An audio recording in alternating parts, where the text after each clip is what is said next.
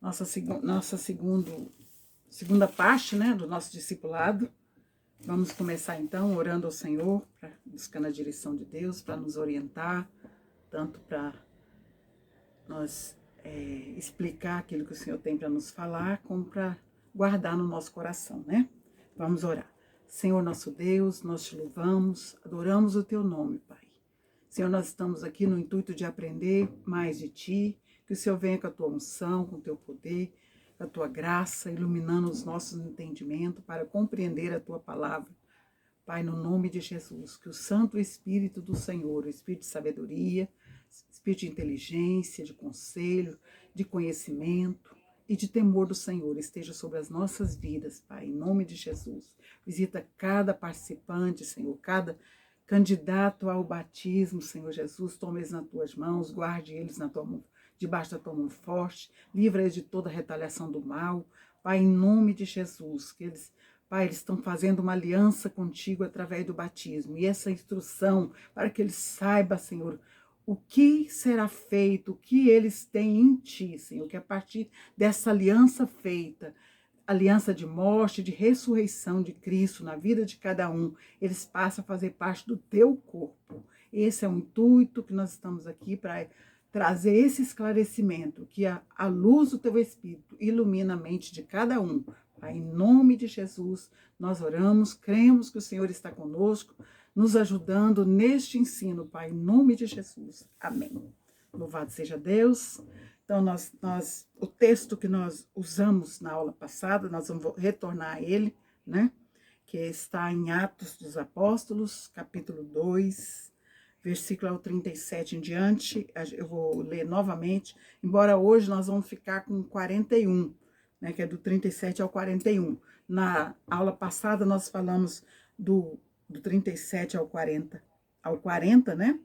Porque é o arrependimento das obras mortas, que é aquele que nós chamamos também de primeiro batismo, que o batismo, como eu falei na aula passada, ele significa emergir, ou seja, adentrar dentro de alguma coisa. Então, nesse caso aqui, nós estamos adentrando para dentro do corpo de Cristo, que foi nossa primeira aula, né, que é do arrependimento, e essa hoje nós vamos falar sobre literalmente o batismo das águas, a imersão nas águas, né? O que significa e por quê? É uma das ordenanças do Senhor. O Senhor Jesus deixou duas ordenanças para a sua igreja.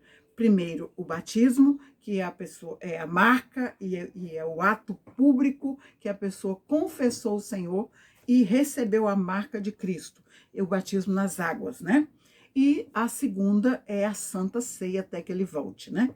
Louvado seja Deus, aqueles que já estão emergido dentro do corpo de Cristo, já passou pela a simbologia de morte e ressurreição, que é o batismo das águas, esse então torna-se participante, torna membro do corpo de Cristo. E, sendo uma vez membro do corpo de Cristo, eles então vão confraternizar uns com os outros. Nós, membros, confraternizamos com Cristo, na comunhão do corpo, que é a festa da Santa Ceia, né? Que é uma ordenança do Senhor até que ele venha, né?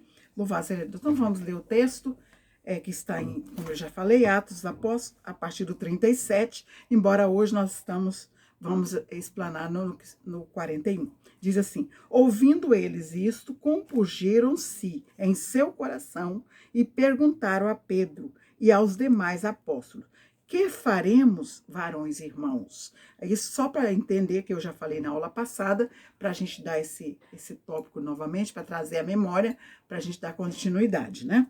Aqui, Pedro fez o seu primeiro discurso, depois da descida do Espírito Santo, ele fez o seu primeiro discurso, né, de pregação da palavra de Deus, das boas novas de Cristo, pregando Jesus Cristo, que foi morto e ressuscitado, e entre aqueles ouvintes, eles perguntam o que eles deveriam fazer para receber a salvação, para ser salvo em Cristo Jesus. E Pedro responde, 38, né, versículo. Arrependei-vos e cada um de vós seja batizado em o nome de Jesus Cristo para perdão dos pecados, e recebereis o dom do Espírito Santo. Né? O 39. Porque a promessa vos diz a respeito a vós e a vossos filhos, e a todos os que estão longe, tantos quanto Deus, nosso Senhor, chamar.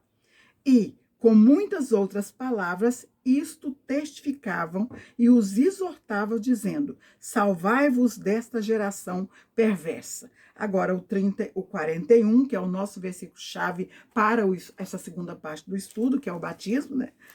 Diz assim o 41, de sorte que foram batizados os que de bom grado receberam a sua palavra, e naquele dia agregaram-se quase 3.000 almas. Então, o que eu quero mostrar aqui, hoje, diferenciando do nosso estudo anterior, é que nós vimos no 38 que fala: arrependei-vos e seja batizado. Mas esse batismo do 38, nós falamos que é quando o homem vem do mundo, confessa Jesus Cristo, aceita ele como seu Senhor e Salvador, ele aceitou a Cristo para salvação.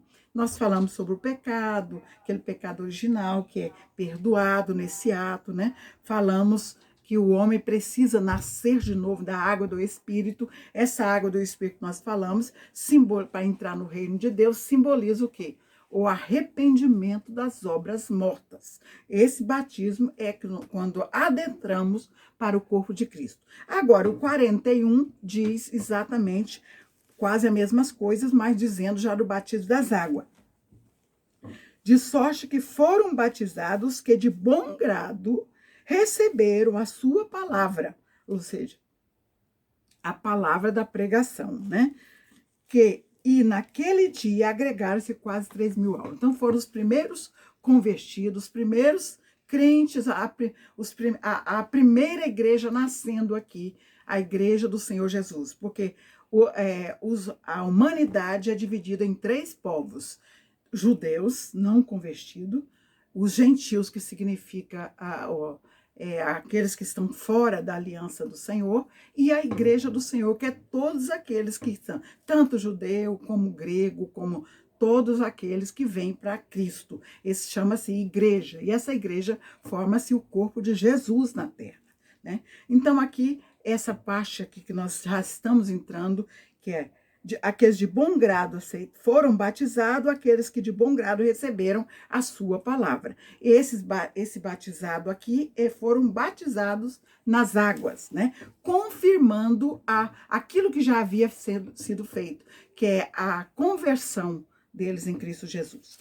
Nós temos o exemplo disso, porque quando nós estamos falando de batismo, eu já falei que Hebreus, quando fala dos firmamentos, das ordenanças de Cristo, as doutrinas básicas para a sua igreja, ele fala os batismos, né? Um nós já falamos, outro nós vamos entrar agora. O que eu quero dizer aqui é que o batismo, ele não simboliza, não é regra de salvação, mas é aliança para aqueles que confessaram o Senhor Jesus. O exemplo disso, nós temos, vamos dar o exemplo, e também quem confessa Jesus não precisa esperar um período grande para se batizar, porque isso aqui não tem a ver com o seu estado emocional, não tem a ver com medo é necessário ter consciência que se arrependeu dos seus pecados, aceitou Jesus de verdade, assumiu um compromisso com Cristo.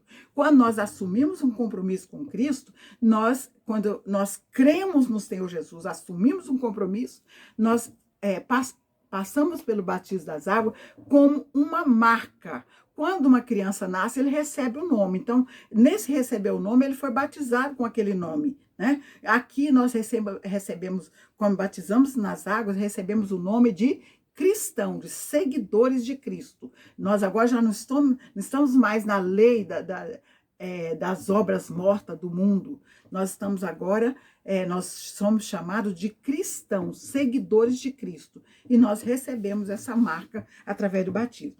Temos exemplo disso quando Filipe, né, na Atos 8, você, se quiser abrir, versículo 36, em diante diz assim: quando o eunuco estava lendo o profeta Isaías, né, e ele estava querendo entender o que o profeta Isaías estava falando naquele texto de Isaías 53. E Filipe, o evangelista, ele estava descendo ali, o Espírito Santo mandou que ele se aproximasse do carro do eunuco, e quando ele aproxima, o eunuco pergunta, Filipe pergunta, você entende o que lê? Ele falou assim, como eu vou entender se não há quem me pregue, quem me ensine? Filipe, então, abriu a boca e começou a pregar Jesus Cristo, né? E quando ele entendeu a mensagem, ele recebeu Jesus. E nesse momento aqui, vou ler o texto para vocês, o que foi que aconteceu. E, indo eles a caminho, chegaram ao pé de alguma água, e disse o eunuco, eis aqui água, quem impede que eu seja batizado? Eunuco, né? Eunuco.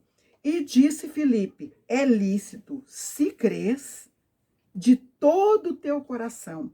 E, respondendo, ele disse, creio que Jesus Cristo é o Filho de Deus, né?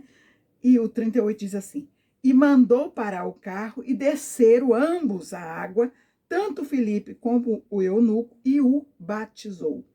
39 diz assim, e quando saíram da água, o Espírito Santo arrebatou a Filipe. Não, só até o 38. Então, aqui o que eu quero trazer aqui, não há uma regra de tempo, ou se você está preparado ou não está preparado. A regra é crer no Senhor Jesus, confessá-lo como Senhor e Salvador da sua vida e ter firmemente essa convicção que você aceitou Jesus para a salvação da sua vida. E aí já vem o batismo nas águas, confessando publicamente que você aceitou Jesus Cristo como Senhor. É um selo, é o penhor do Espírito Santo. Ali é a marca, você foi marcado quando você batiza. Nós vamos entender isso um pouco mais na frente, aqui do nosso estudo. Então, agora, muitos têm confusão relacionada ao batismo. Em o Evangelho de Marcos 16, diz assim, Jesus diz, ide por todo mundo, pregai o Evangelho a toda criatura. Quem crer e for batizado será salvo, mas quem não crer será condenado. Então, a regra aqui é quem crer e for batizado será salvo. Agora, não significa que quem não for batizado não será salvo, mas a regra de salvação no Senhor Jesus é crer no Senhor Jesus. O batismo é a confirmação, né? Mas o que eu quero deixar aqui claro, que não é regra, você aceitou Jesus, se Cristo voltasse hoje, você não teve tempo de ser batizado, você seria, o Senhor levaria para a glória, seria salvo, porque a salvação, ela não é por obras, nós vimos na aula passada, é pela graça, é dom de Deus, gratuitamente, um dom imerecido, não é porque nós merecemos, nós falamos isso bem na aula passada, mas a regra para condenação é não crer, vou ler de novo o versículo para você entender, quem crer e for batizado, são duas questões, será salvo, quem não crer, será condenado. Então, para ser condenado é não crer no Senhor Jesus. Agora, nós temos o exemplo do ladrão na cruz. O ladrão, ele era um malfeitor, como a palavra diz, ladrão, fazia coisas erradas, e ele foi crucificado juntamente, dois ladrões, né? A gente conhece essa história, né? Que está lá em Lucas 23, 42 e 43, né? E um deles se arrepende, né? Antes do Senhor Jesus morrer, o que aconteceu? Ele disse o seguinte, disse o ladrão, lembra-te de mim quando entrares no teu reino. Jesus responde para ele, em verdade te digo que hoje mesmo estarás comigo no paraíso. Hoje mesmo estarás comigo no paraíso. Então, ele creu no Senhor e pediu ao Senhor que lembra dele quando entrar. Ele se arrependeu dos seus pecados e ele creu. Não teve tempo de se batizar. E o Senhor Jesus garantiu a ele que hoje mesmo ele estaria, porque o Senhor Jesus Depois disso, morreu por ele, pagou o preço por ele. Ele confessou o Senhor, creu no Senhor e ele foi salvo. Agora, por que precisa então passar pelo batismo? Nós que estamos aqui, nós temos que cumprir as ordenanças do Senhor. O próprio Jesus foi batizado, porque ele deixou-nos o exemplo para nós cumprirmos toda a justiça de Deus, né? Essa ordenança que o Senhor deixou, esse batismo, aqueles que crêem, a regra é crer para a salvação. E ser batizado, porque você faz uma aliança com o Senhor. Você agora está fazendo uma aliança com o Senhor através do batismo. Nós vamos ver isso aqui em Romanos 6. Eu quero que você abra, né? Para você acompanhar essa leitura. Romanos 6, vamos lá para a gente acompanhar essa leitura, que é muito importante aqui. Aqui você vai compreender exatamente como é feita essa aliança, como é necessário. Por isso que isso aqui não é porque você o seu estado emocional não está qualificado para a glória de Deus. Não é por obras, é pela fé. Você precisa crer no Senhor, e você já fez isso, já confessou o Senhor. Agora você vai fazer o quê? Você vai fazer a simbologia de morte e ressurreição de Cristo, através do descer as águas e subir como ressurreto, né, em nome do Senhor Jesus. Vamos ler Romanos 3, versículo 3 em diante, diz assim: ou não sabeis que todos quanto fomos batizados em Jesus Cristo, fomos batizados na sua morte? Então, veja só. Todos quanto fomos batizados em Jesus Cristo, fomos batizados na sua morte. Então, veja que foi batizado em Jesus Cristo, dentro do corpo de Cristo. Foi batizado na sua morte, que é agora o batismo das águas. Diz o versículo 4, Romanos 6, versículo 4. De sorte que fomos sepultados com ele pelo batismo na morte, para que Cristo, como Cristo ressuscitou dos mortos, pela glória do Pai, assim andemos nós também em novidade de vida. Versículo 5. Porque se fomos plantados juntamente com ele na semelhança da sua morte, também seremos da sua ressurreição. Aqui eu quero fazer uma simbologia. Quando eu dou essa aula presencial, eu chamo uma pessoa e mostro como é feito lá no batismo das águas. O pastor, você entra para dentro da água junto com o pastor e mais um ajudante. Ele pega na sua mão desta forma, segura a sua mão e te leva a mergulhar e te tira das águas. Essa simbologia, você está morrendo na simbologia de morte de Cristo e ressuscitando para Cristo em novidade de vida.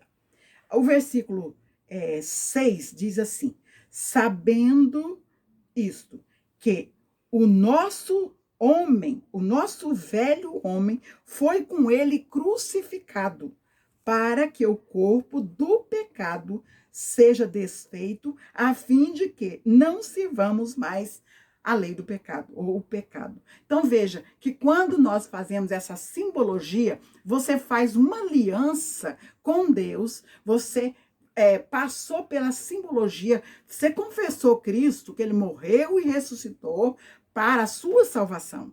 Agora você está demonstrando publicamente que você está passando por essa mesma simbologia, fazendo ali, nesse ato, você está fazendo o quê? Uma aliança com Cristo. Você agora passa a fazer parte dignamente do corpo de Cristo. Você fez uma aliança com Deus, de morte e ressurreição, né? Você fez essa aliança nessa simbologia de morte, quando você desce para as águas, quando você levanta das águas, o pastor te levanta, você está descendo como quem está morto. Desce, aí o seu velho homem, que já foi despido das suas velhas naturezas. Na conversão, agora você fez a simbologia que você morreu para o mundo. Você agora já aceitou a nova aliança de Cristo, a aliança do Novo Testamento. Por isso que nós, quando a gente vai tomar a Santa Ceia, ele fala, olha, esta é a nova aliança no meu sangue, é o pão, né? Nós vamos ler lá depois para a gente relembrar isso aí. Então, nesse momento do batismo, você passa a fazer parte dessa nova aliança com Cristo, né? Esse Novo Testamento. Testamento significa que o testador morreu para você ter direito, né? Então, você agora faz parte do reino de Deus e a sua herança é a vida eterna e tudo de bom que tem lá no céu para nós. Aquilo que nem olhos viu, nem ouvidos ouviu e que o homem, a nossa mente natural não pode compreender. Toda esta herança você conquistou, Deus te deu de graça através da salvação e dessa aliança que você fez com ele. É por isso que nós vamos ver aqui no decorrer desse ensino a importância de fazer parte de um corpo de Cristo, que é a igreja do Senhor Jesus. Porque o Senhor, se a igreja é corpo, eu sou um membro desse corpo. Se eu estiver fora desse corpo, se eu arrancar esse dedinho aqui, o que acontece com ele? Ele vai perecer. Mas se eu estou no corpo, eu posso até machucar ele, mas ele vai sarar e vai recuperar, porque eu estou no corpo. Né? Nós vamos ver a importância disso um pouquinho mais adiante. Vamos ainda continuar falando do batismo aqui, né? Que eu quero falar. Vamos ainda, o versículo 22, você muda só a folha, Romanos 6 ainda, versículo 22, diz assim, mas agora, libertos do pecado e feitos servos de Deus,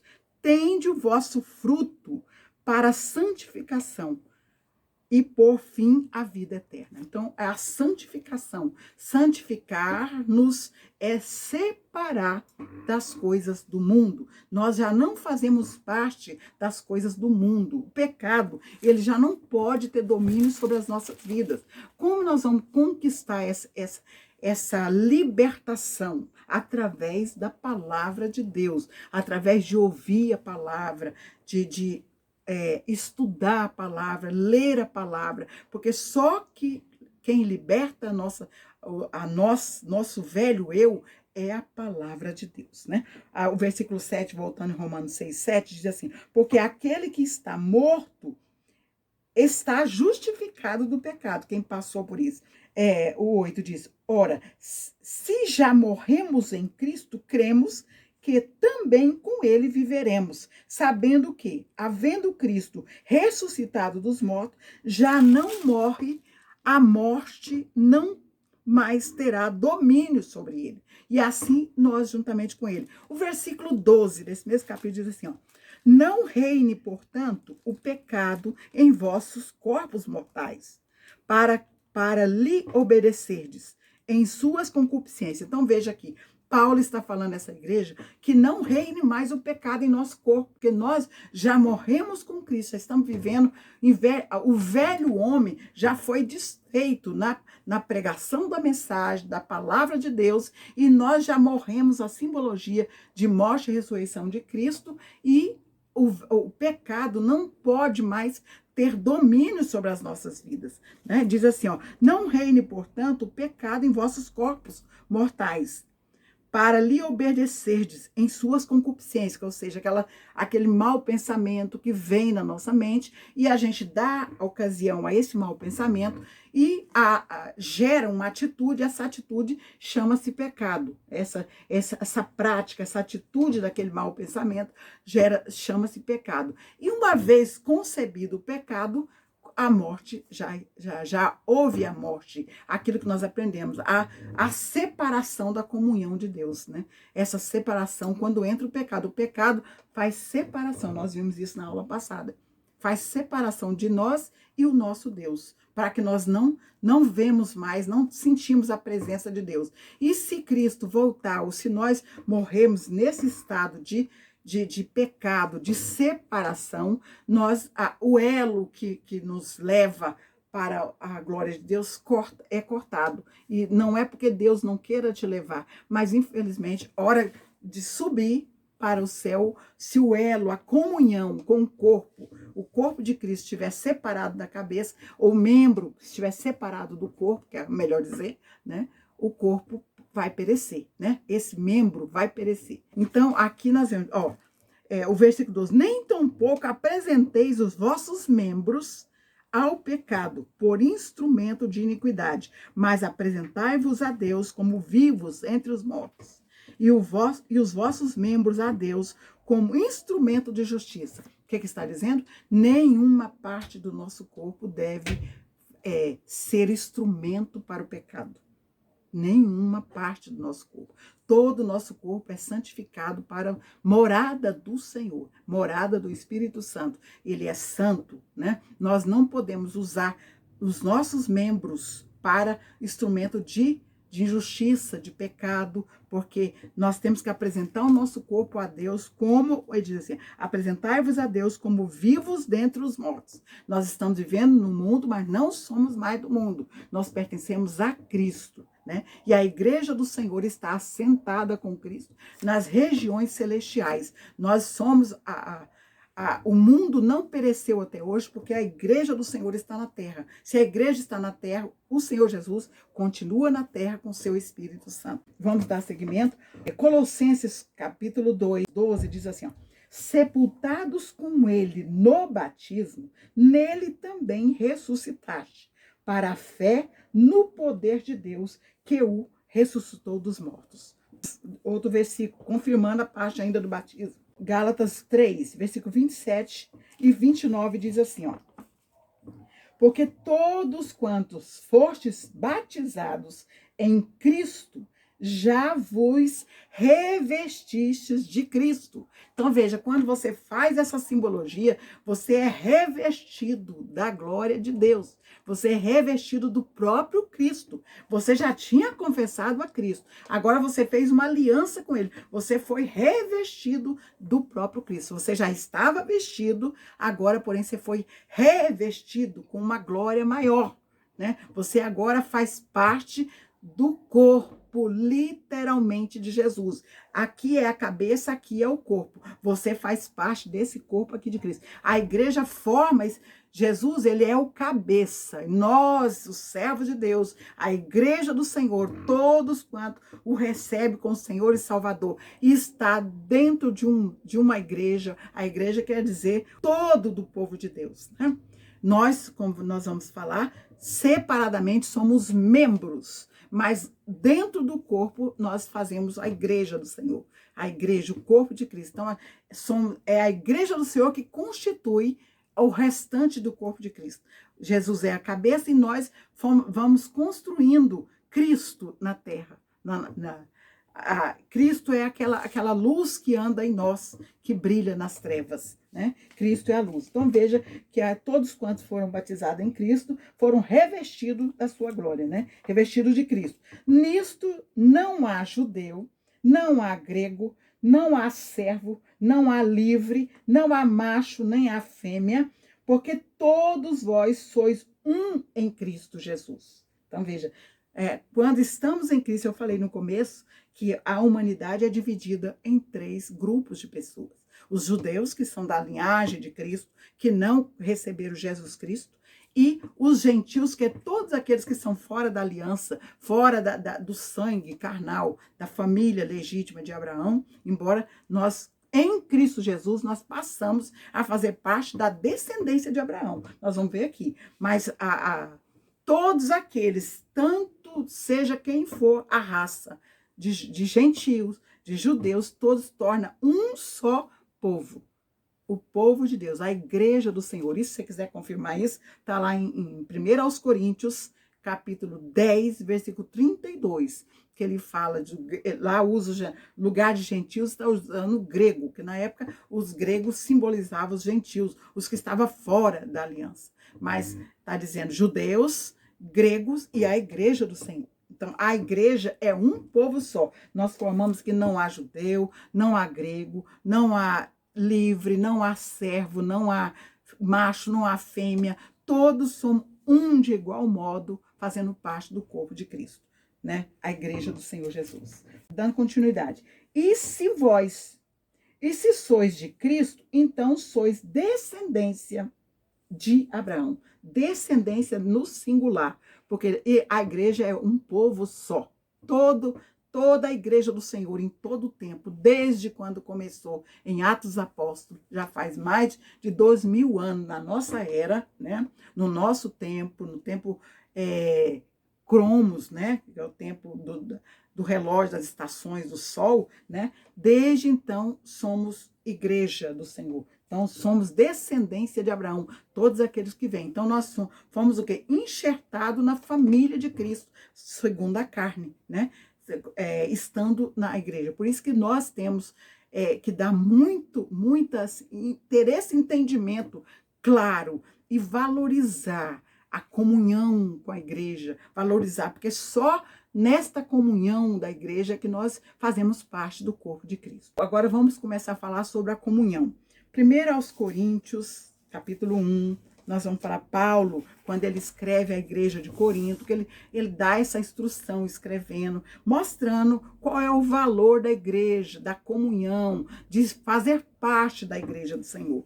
Primeiro aos Coríntios, capítulo 1, versículo 2, 4 a 5, depois 8 e 9. Vamos ler.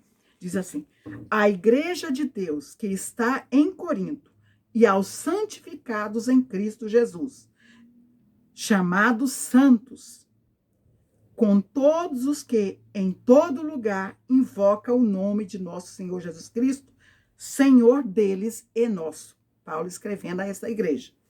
Veja o versículo 4. Sempre dou graça ao meu Deus por vós, pela graça de Deus que vos foi dada em Jesus Cristo, porque em tudo fostes enriquecidos nele, em toda palavra e em todo conhecimento. Então veja que o Senhor deu toda a plenitude de conhecimento, toda a plenitude que está em Cristo Jesus foi dada à sua igreja. Então nós temos todo o direito, né? O 8, versículo 8, diz assim: o qual vos confirmará também até o fim, para serdes irrepreensíveis no dia de nosso Senhor Jesus Cristo. Fiel é Deus, pelo qual fostes chamados para a comunhão de seu Filho Jesus Cristo, nosso Senhor. Então veja que a comunhão com o corpo de Cristo é junto com a igreja. Por isso que há a necessidade de estarmos envolvidos com o corpo. Porque, como eu disse, nós vamos ver aqui um pouco mais adiante, 1 aos Coríntios 3,16, nós vamos ver que nós somos, diz assim, 1 aos Coríntios 3,16 diz assim: não sabeis vós que sois templo de Deus, que é templo de Deus e que o Espírito Santo habita em vós? Né?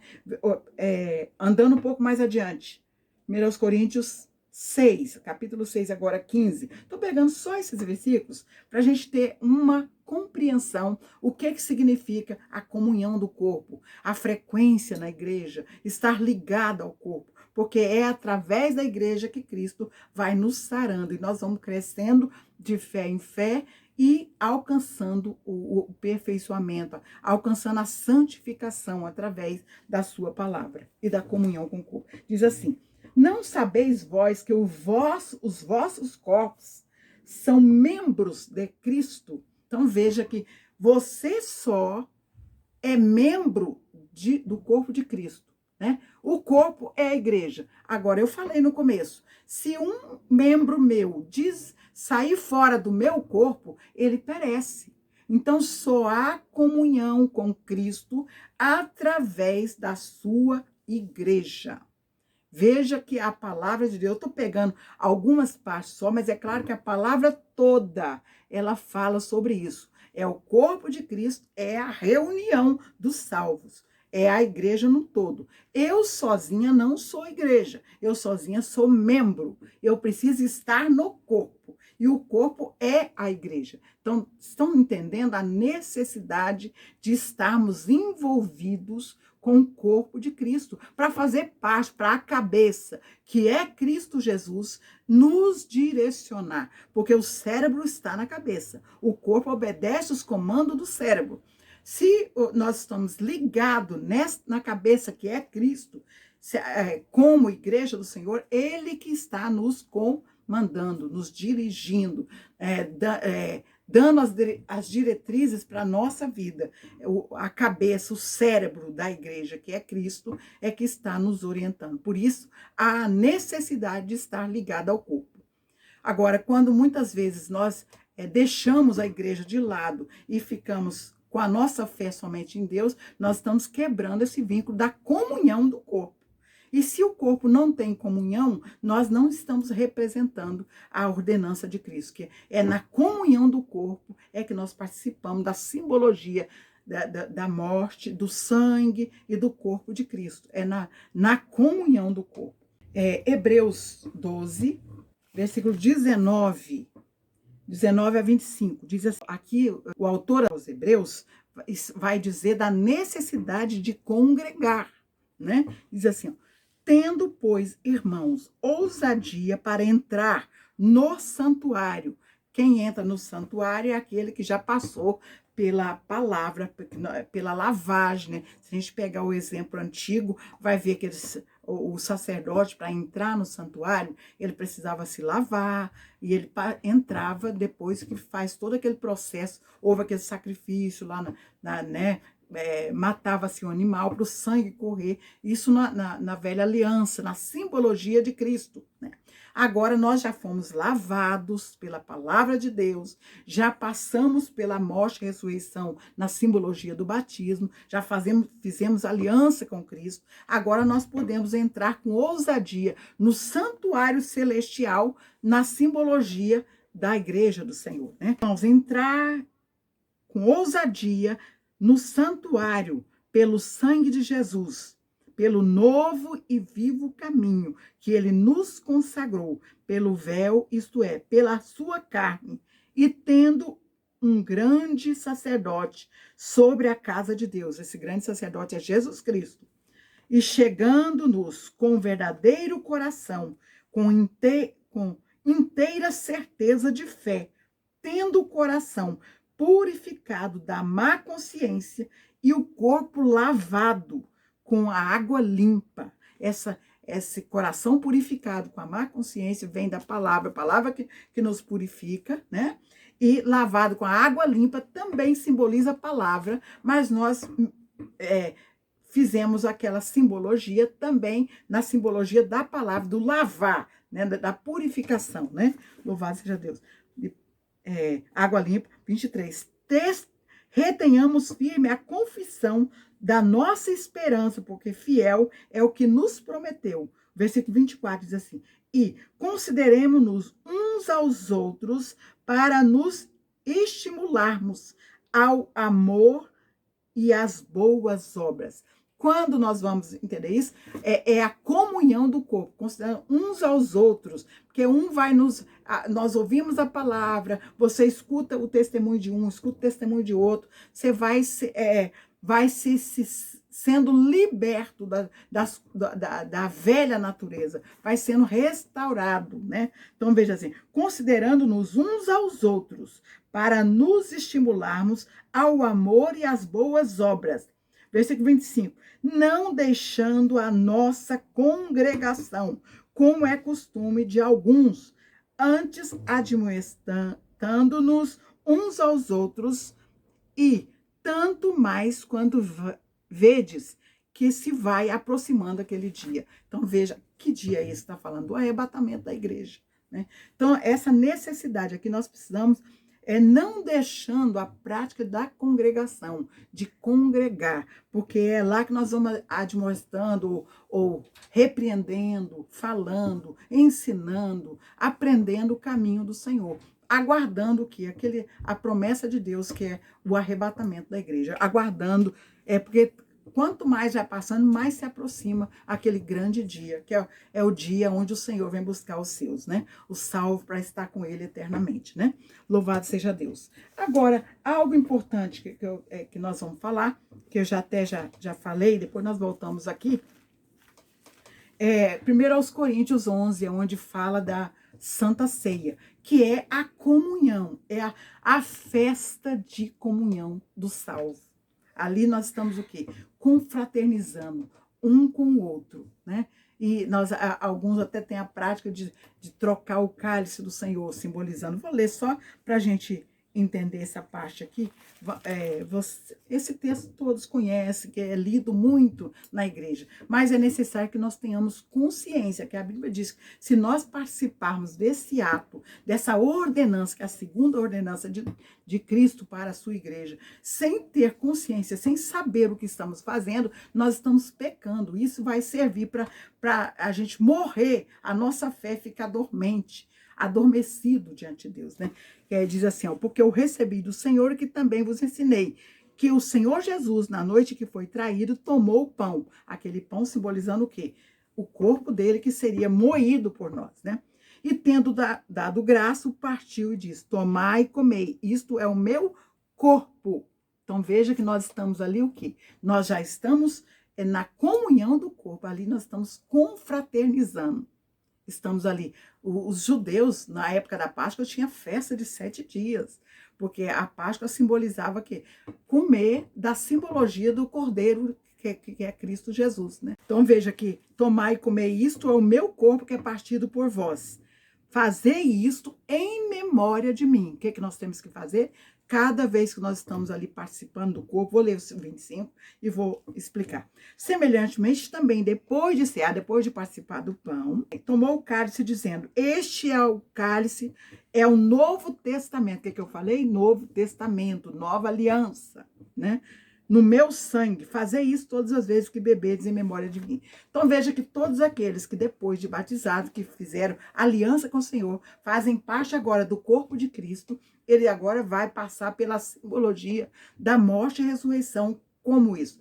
Participando, comendo do pão e bebendo do vinho, que na verdade nós usamos o suco de uva, né? Participando como simbologia do sangue de Cristo que foi derramado na cruz do Calvário. Então veja que essa simbologia, ela é muito importante, mas eu tenho que entender que eu preciso ter consciência do que eu estou fazendo. Se a gente abrir lá em João 6, nós vamos ver Cristo sendo o pão da vida. Ele é a sua palavra. Quando nós fazemos parte do corpo de Cristo, nós estamos todos os dias comendo esse pão que é a palavra de Deus. E todos os dias nós estamos sendo justificados pelo seu sangue. Que o sangue de Jesus, ele nos justifica, nos purifica. E nós ficamos branco, as nossas vestes torna-se branco como a lã branca ou como a neve, por causa do sangue de Jesus. É o único sangue que lava o pecador e deixa ele branco, resplandecente, é o sangue de Cristo. Porque todo o sangue vai deixar uma mancha enorme. Mas espiritualmente falando, o sangue de Cristo, ele nos purifica, ele lava as nossas vestes, vestes espirituais, como eu estou dizendo, e nós tornamos branco, com vestes alvejadas, vestes transparentes, aquela veste que é a justiça dos santos. O livro de Apocalipse fala isso, nós estamos estudando o livro de Apocalipse, fala muito sobre as vestes santas, as vestes purificadas no sangue de Jesus, né? Agora, dando continuidade ao versículo 26, diz assim, porque todas as vezes que comerdes este pão e beberdes este cálice, anunciais, quer dizer, você diz para você mesmo, eu estou hoje confraternizando com o corpo de Cristo, porque Jesus um dia pagou o preço pela minha alma, pela minha salvação. E por esse sofrimento de Cristo na cruz do Calvário, eu hoje tenho acesso ao Pai, tenho acesso ao mundo espiritual, tenho acesso e tenho direito a estar com Ele eternamente quando eu sair dessa vida aqui passageira, estar eternamente com Cristo. Então veja, todas as vezes que a gente for participar, nós temos que ter esta consciência. Eu costumo dizer, né, todos os discipulados que eu faço, No momento que você tritura aquele pãozinho no seu dente, você lembra que Cristo foi moído na cruz do Calvário, lá pela sua vida, por amor a você. Ainda que ninguém queria te amar, né? Ninguém queria... Ele morreu quando você... Quando eu falo você, eu posso dar o exemplo para mim. Quando ninguém queria me amar, né? Porque a gente estava todo cheio de espinho, todo cheio, todo sujo do pecado. Jesus pagou o preço por nós. Então, essa simbologia do corpo de Cristo aqui, quando você tritura ele no seu dente, você lembra que Jesus foi triturado, não só fisicamente, mas carregou todo o seu pecado, todo o pecado da humanidade, para te dar o direito, o resgate que nós vimos na aula passada, esse resgate que ele nos trouxe. Então, quando nós estamos participando desse pão, nós temos que lembrar disso, né? Dando continuidade. Beber, diz anunciais a morte do Senhor até que ele venha. Por isso, é a segunda ordenança. A igreja do Senhor tem que fazer isso até que venha. Versículo 27 diz, portanto, qualquer que comer este pão ou beber o cálice do Senhor indignamente, será culpado do corpo e do sangue de Cristo. Aqui é algo que muita gente também faz muito tabu. Se nós estamos em pecado, quando eu falo assim, nós fizemos aliança com Cristo, estamos em Cristo Jesus. Nós estamos... Agora, não quer dizer que eu não peque mais, né? Todos os dias eu tenho que pedir perdão dos meus pecados. Agora, aqui o texto está dizendo do pecado de separação. Quando nós perdemos a aliança com Deus, quando nós estamos participando de tudo no mundo, porque lembra que no batismo, na confissão, nós morremos para o mundo e vivemos com Cristo. Então, o pecado ele não pode ter domínio sobre a nossa vida. Agora, se eu estou participando de tudo lá no mundo, fazendo tudo que é contrária à palavra de Deus, nós estamos fazendo tudo que é contrário à palavra de Deus, nós estamos o quê? Quebramos a aliança, estamos em separação. Então, para esses, não convém tomar a Santa Ceia, porque ele está tomando para a própria condenação, porque ele não está ligado ao corpo, ele não está, o corpo da igreja, que é Jesus Cristo, não está dirigindo a vida dele, porque se ele é corpo, ele tem que ser dirigido pelo Senhor, pelo Espírito Santo de Deus, né? Versículo 28 diz assim, ó, examine-se, pois, o homem e a si mesmo, e assim coma deste pão e beba deste cálice. Então, nós temos que nos avaliar, né? Ver se a gente está em estado. Se nós houver arrependimento, nós vamos pedir perdão e participar da ceia. Mas quem confessa e deixa, recebe o perdão. Agora, não há como haver perdão se não houver arrependimento. Nós vamos ver isso daqui a pouquinho depois desse texto. Aqui. Examine-se, pois, o homem a si mesmo, assim coma deste pão e beba deste cálice. Porque o que come e bebe indignamente, come e bebe pela sua própria condenação, não discernindo o corpo de Cristo, não discernindo o corpo, não discernindo o que significa estar numa igreja, estar em comunhão, não discernindo o corpo de Cristo que foi moído na cruz do Calvário, né? Quem não tem esse discernimento, eu costumo dizer que come a Santa Ceia. Para esse não é saúde espiritual, é morte espiritual. Por causa disso, há muitos entre vós fracos e doentes, e muitos que dormem, né? Dorme, quando fala assim, não é dormir de aquele sono natural do homem, não. É a morte espiritual, a separação. Ou então a dormência, tanto faz como tanto fez. Ele não tem discernimento de nada. Está ali por estar, não tem discernimento do que é salvação, do que é o corpo de Cristo, da importância que há esses elementos que faz lembrança do corpo de Cristo. Vamos ver agora, para só concluir essa parte, porque se nós julgássemos a nós mesmos, não seríamos julgados pelo mundo, né?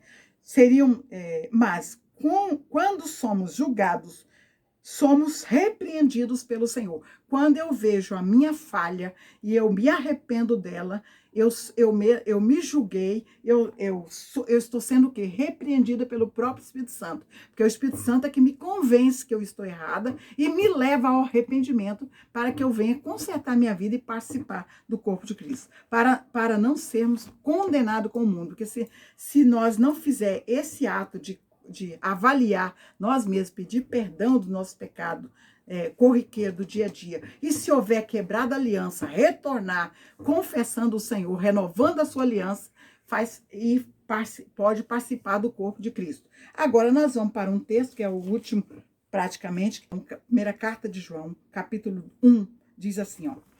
Eu vou ler só o versículo 9, que diz assim, ó. Se confessarmos os nossos pecados, ele, Jesus, é fiel e justo para nos perdoar os pecados e nos justificar de toda injustiça. Capítulo 2, versículo 1 diz assim, meus filhinhos, João, o apóstolo João falando, estas coisas vos escrevo para que não pequeis. E se alguém pecar, temos um advogado, né, para com o Pai, que é Jesus Cristo, nosso Senhor. Então, veja que nós temos um advogado. Advogado é aquele que defende a nossa causa. Se defende, nós estamos diante de muitas acusações. Mas se houve um arrependimento, João escreve para não pecar. Ainda chama a igreja de filhinhos, meus filhinhos. Estas coisas vos escrevo para que não pequeis. Mas, se alguém pecar, temos um advogado que nos defende. Esse advogado é Jesus Cristo, né? Mas para isso precisa que arrepender-se. Que quando há arrependimento, há justificação de pecado, há perdão de pecado. Agora, para aqueles que comete pecado, sabendo que é pecado, está cometendo pecado, para esse não tem arrependimento, não tem perdão. Vou ler para você, volta lá em Hebreus 12, onde nós lemos a primeira parte da necessidade de congregar. Hebreus 12, 26, diz assim, porque se pecarmos voluntariamente, o que é voluntariamente? Eu estou consciente que aquilo é errado, é pecado, eu estou cometendo. Eu faço parte da igreja, sou membro do corpo de Cristo. Eu estou fazendo parte do corpo santo de Cristo. Nós vimos que nós somos templo do Senhor e nós não podemos usar nenhuma parte dos nossos membros, nenhum dos nossos membros do nosso corpo físico para o pecado, para a imundícia, né? Como diz a palavra, nós temos que ser santos. Santos quer dizer separado das coisas do mundo, separado das coisas do pecado, né? Por isso que a igreja é chamada de santos, né? Veja, vou ler de novo para entrar bem no nosso entendimento. Porque se pecarmos voluntariamente, depois de termos recebido o conhecimento da verdade, já não resta mais sacrifício pelo pecado. Então veja que o sacrifício de Cristo, nesse caso, já não serve mais, porque eu voluntariamente, conscientemente, estou pecando, sabendo que eu estou fazendo coisa errada. Então, para esse, o sacrifício de Cristo já não serve mais, porque ele serviu para mim, ele me trouxe o arrependimento de obras mortas. Confessei ao Senhor, eu vim para Cristo, eu estou cada dia. O homem sempre está pecando, peca em pensamento, peca em atitude, peca em todas as formas, mas esse pecado não traz separação de Cristo, da cabeça, do corpo de Cristo, não traz separação, mas o pecado voluntário, quando nós usamos os nossos membros para a imundícia, ou seja, nós cometemos pecado, nós estamos, então, transgredindo. Para esses que estão pecando voluntariamente, conscientemente, não há mais sacrifício, né? O versículo 27 conclui e diz assim, mas uma certa expectação horrível de juízo e ardor de fogo, que há de devorar os adversários. Então, veja o que resta para esses que estão no corpo de Cristo e que deixam o corpo de Cristo e vai para o mundo pecar, sabendo que estão fazendo coisas erradas, porque a palavra já o advertiu. Ele está sabendo. Para esse não há mais expiação de pecado. Para esse não há mais sacrifício pelos pecados. Mas há uma certa expectação horrível de juízo e ardor de fogo que há de devorar os adversários. Então veja que, por isso que nós temos que estar na presença de Deus. Como João falou, nós não estamos isentos de cair, de pecar. Não, a Bíblia não está dizendo isso. Davi, um exemplo disso. Davi, ele pecou tanto, ele pecou, não tanto assim, mas ele pecou pecado de separação. Quando ele ficou com a mulher de Urias, um fiel soldado dele. Depois ainda quis encobrir, botar Urias para assumir o pecado dele, assumir o filho que ela estava, né? E o que acontece? Deus puniu Davi, mas ele se arrependeu. Se você vai ler o Salmo 51, foi até lido na pregação de ontem, né? Na igreja, esse pecado, ele secou os ossos de Davi. E Davi, ele clamava assim, não afasta, não. Vou até pegar isso aqui para a gente ver, que é muito importante. Davi, ele clamou pelo perdão. Ele clamou pelo perdão. Né? Salmo 51 diz assim, vamos ler essa parte, que é muito importante, já estamos concluindo. Salmo 51, versículo 11 e 12, foi até lido ontem isso aqui lá na igreja, foi muito forte, palavra forte, poderosa, que Deus, usando o bispo, né, lá na igreja. Diz assim, ó, não me lances fora da tua presença e não retires de mim o teu Espírito Santo. No Velho Testamento é o único lugar que fala do Espírito Santo, né? O Espírito Santo ele foi derramado sobre a igreja do Senhor. É o único lugar na Bíblia que Davi clamou, que sempre fala Espírito do Senhor, Espírito da plenitude de Cristo. Mas aqui é o único lugar no Velho Testamento que fala Espírito Santo. Davi estava clamando para o Senhor não retirar dele por causa do pecado que ele cometeu, né? E o versículo 12 diz assim, torna a dar-me a alegria da tua salvação e sustém-me com um espírito voluntário. Então veja que Davi, no Salmo todo, você vai entender que ele está aqui clamando a Deus para não retirar o espírito. Ele ouve ali o quê? Um arrependimento verdadeiro. Então eu quero dizer aqui que mesmo que nós venhamos a pecar, mas se houver arrependimento verdadeiro, que quem se arrepende não volta a cometer os mesmos erros, né? Houver o arrependimento verdadeiro, o nosso advogado nos perdoa e nos purifica de todo pecado. E nós estamos novamente em comunhão com o corpo de Cristo, né? Louvado seja Deus.